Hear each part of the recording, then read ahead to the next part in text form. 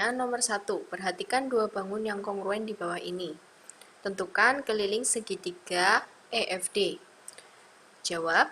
Pertama kita tulis apa yang diketahui, apa yang ditanya, dan apa yang dijawab. Apa sih yang harus kita isi pada diketahui itu? Yang pertama kita harus mengisi inti-inti dari soal yang ditanyakan. Di sini soal yang ditanyakan mengenai segitiga ABC dan segitiga EFD. EFD ya. DEF juga boleh, terserah. Lalu mereka itu saling kongruen. Lalu selanjutnya segitiga ABC itu memiliki sisi AC 6, BC 7, dan AB 5 cm. Ini diketahui berdasarkan dari gambar ya. Nah, setelah itu kita tulis ditanya. Ditanya itu apa yang ditanyakan dari soal. Di sini ditanyakan dari soal itu adalah pertanyaannya, yaitu menanyakan tentang keliling segitiga EFD. Nah, pertama kita lihat dulu, untuk mencari keliling segitiga EFD, kita lihat karena kedua bangun tersebut saling kongruen, maka ukuran dari segitiga EFD itu sama dengan segitiga ABC. Sehingga, nah, kita lihat nih, kita cari sisi masing-masing pada segitiga EFD berdasarkan dari segitiga kembarannya, yaitu ABC. Misalkan sisi FD. Ya, kita cari sisi FD. FD itu kalau di segitiga ABC itu sama aja dengan sisi AB, ya. Karena di sini terdapat di titik D itu terdapat bulatan. Nah, di sini yang terdapat bulatan itu titik A. Ya, maka sisi FD itu sama dengan sisi AB. Sisi AB nilainya 5 cm, sehingga FD juga 5 cm. Lalu kita lihat sisi DE. DE itu terdapat bulatan di sudut D, lalu tanda silang di sudut E. Kita lihat di segitiga ABC yang terdapat bulatan, sisi yang terdapat bulatan dan tanda silang di sudut-sudutnya itu sisi yang mana? Yaitu sisi AC. Sehingga dapat kita simpulkan bahwa DE itu sama dengan AC. Sama dengan 6 cm. Lalu sisi selanjutnya, yaitu sisi yang terakhir adalah sisi EF. EF itu di sudut E terdapat tanda silang. Nah, kita lihat di segitiga ABC, mana yang sudutnya terdapat tanda silang? Yaitu di sisi C. Lalu di sudut F itu tidak ada tanda apapun ya. Nah, di segitiga ABC yang tidak ada tanda sudut apapun itu di titik B, sehingga sisi EF itu sama dengan sisi BC. Sisi BC nilainya adalah 7 cm. Sehingga kita dapat menemukan keliling dari segitiga EFD, yaitu sisi FD ditambah sisi DE ditambah sisi EF sama dengan 5 ditambah 6 ditambah 7 sama dengan 11 ditambah 7, 18 cm.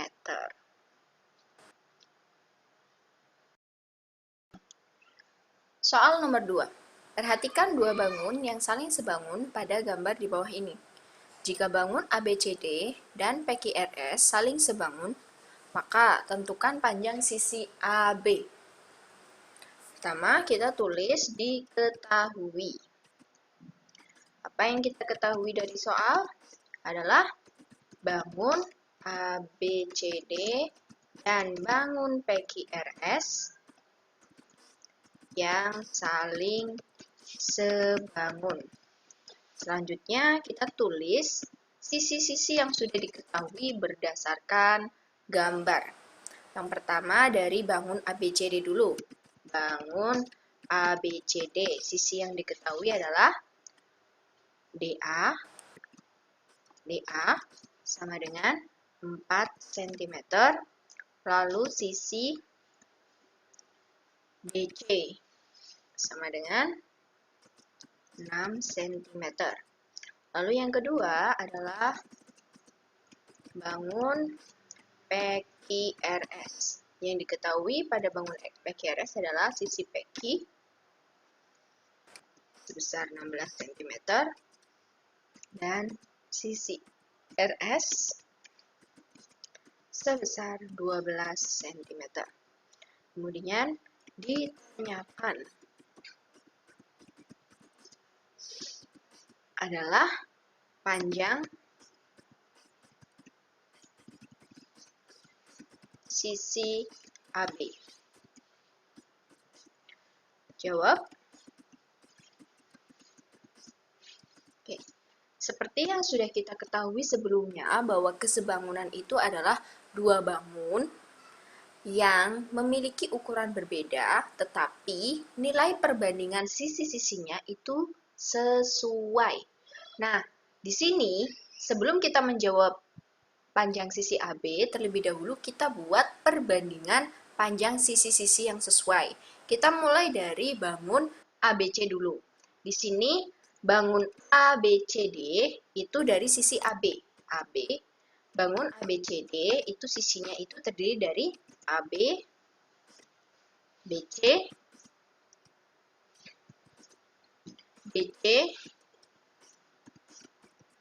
dan DA. Lalu bangun PQRS. Oke, belum ditulis bangun ya. Bangun PQRS itu adalah ini sama PQ terus QR, RS, dan SP. Nah, setelah itu kita bandingkan kedua bangun ini pada sisi-sisi yang sesuai. Kita lihat pada sisi AB. Sisi AB, kalau pada sisi bangun PQRS itu yang sesuai yang mana? Yang sama-sama mendatar, yaitu sisi PQ. Sehingga kita dapat tulis bahwa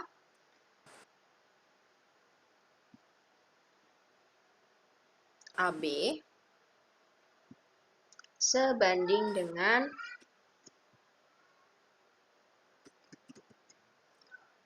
PQ. Lalu kita buat sama dengan lagi, sisi mana lagi? Sisi BC. BC itu sebangun dengan mana yang sisinya sama-sama miring pada bangun PQRS, yaitu sisi QR. Jadi boleh kita tulis bahwa sisi BC atau CBC itu sama saja dengan sisi QR. Nah, selanjutnya sisi CD atau DC ya. Di sini Bun nulisnya DC. DC itu sama saja di sebelah sini adalah yang sebanding adalah sisi RS. Jadi kita tulis sisi DC sebanding dengan sisi RS. Nah, yang terakhir berarti tinggal sisi DA. Berarti otomatis sebanding dengan sisi SP. DA sebanding dengan sisi SP. Nah, setelah itu, karena kita akan mencari sisi AB, nah untuk mencari sisi AB, kita cari perbandingan sisi yang sudah diketahui dua-duanya, ya.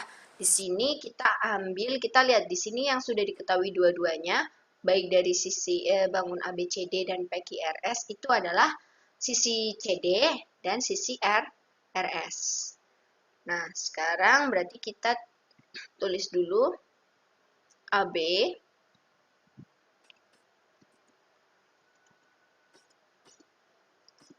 kita bandingkan dengan sisi DC dan sisi RS.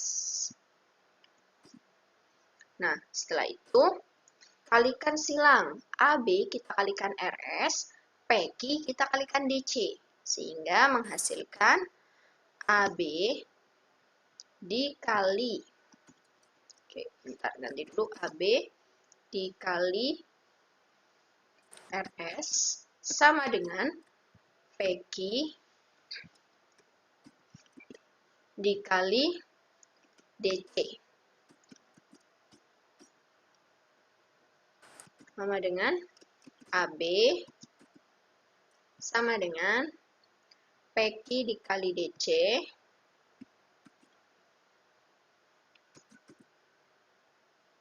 kita bagi dengan RS.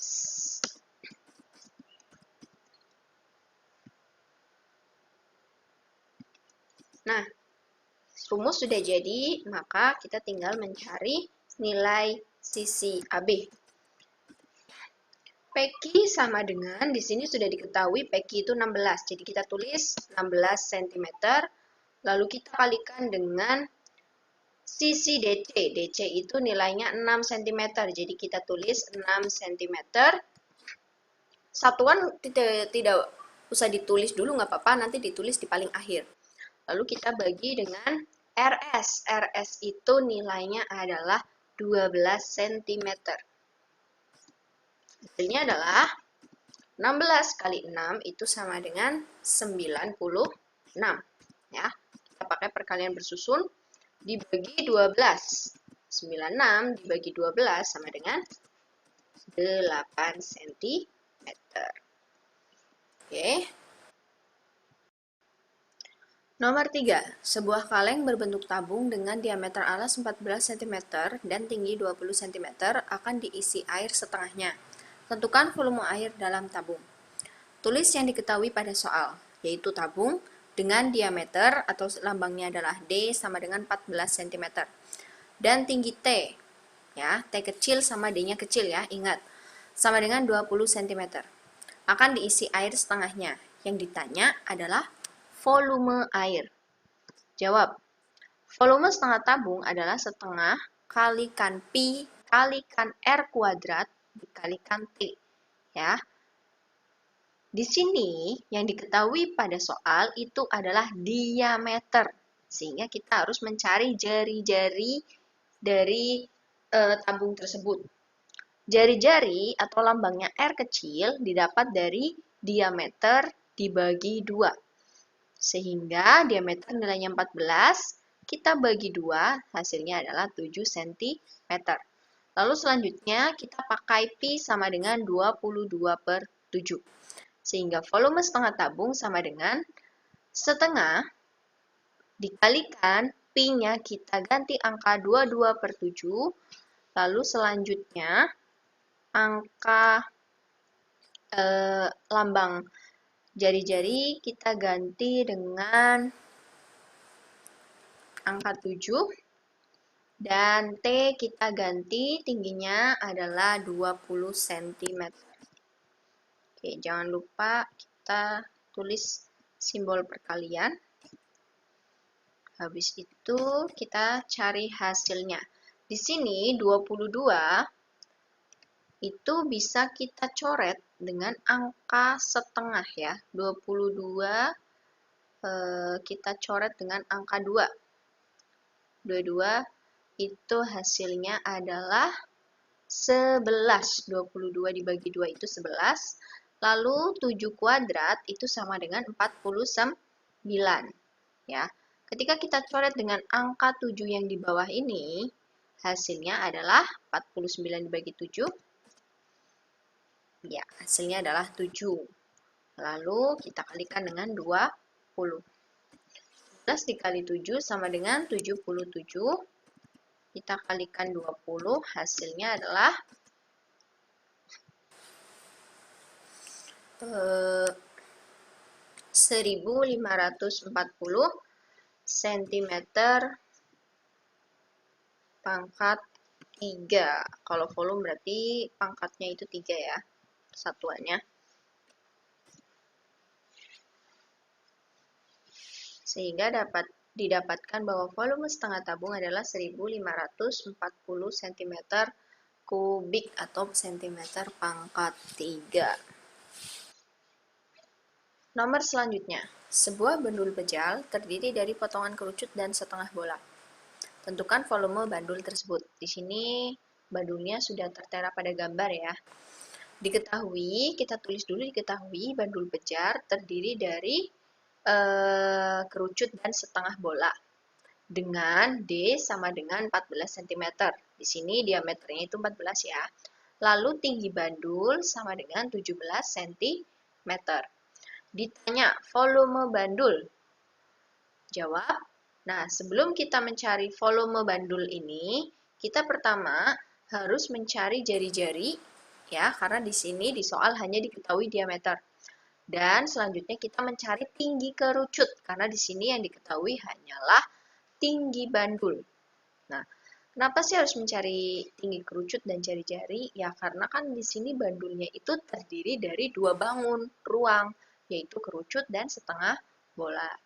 Nah, balik lagi ke soal, kita mencari jari-jari yaitu dengan membagi diameter dengan angka 2 ya, karena jari-jari itu setengah dari diameter. Diameter nilainya 14, kita bagi 2, hasilnya adalah 7 cm. Tinggi bandul itu sama dengan tinggi kerucut ditambah jari-jari bola. Sehingga untuk mencari tinggi kerucut, ya, kita tinggal mengurangi tinggi bandul dengan jari-jari bola. Karena kan jari-jari sudah diketahui itu sama dengan 7 cm. Hasilnya adalah tinggi bandul itu 17 cm, kita kurangi dengan 7 cm, hasilnya adalah 10 cm. Selanjutnya kita mencari volume bandul tersebut. Rumusnya adalah ketika kita mencari volume gabungan antara kerucut dan setengah bola, ini rumusnya, yaitu 1/3 dikalikan Pi dikalikan R kuadrat dikalikan 2R ditambah tinggi kerucut. Sama dengan 1/3 Pi kita ganti dengan 22/7, R kita ganti dengan angka 7, pangkatnya tetap, dikalikan 2 kali R, R-nya kita ganti dengan angka 7, jadi 2 kali 7 ditambah tinggi kerucut, tadi hasilnya adalah 10. Di sini kita ganti 7 pangkat 2 itu sama dengan 49. 49 kita bagi dengan angka 7 yang di bawah sini. Hasilnya adalah 7. Sehingga diperoleh di sini 1 kali 22 sama dengan 22. Atau kita tulis 1/3 dikali 22 dikali 7. Sama dengan 2 kali 7, 14 ditambah 10. 22 dikali 7 dikali 1 itu sama dengan 154. Dibagi 3, hasilnya lalu dikalikan dengan 14 ditambah 10. 14 tambah 10 itu adalah 28. Lalu 154 kita kalikan 28, hasilnya adalah 4312. Dibagi 3, hasilnya adalah 4312 maksud Ibu, dibagi 3 sama dengan 1437,33 cm kubik.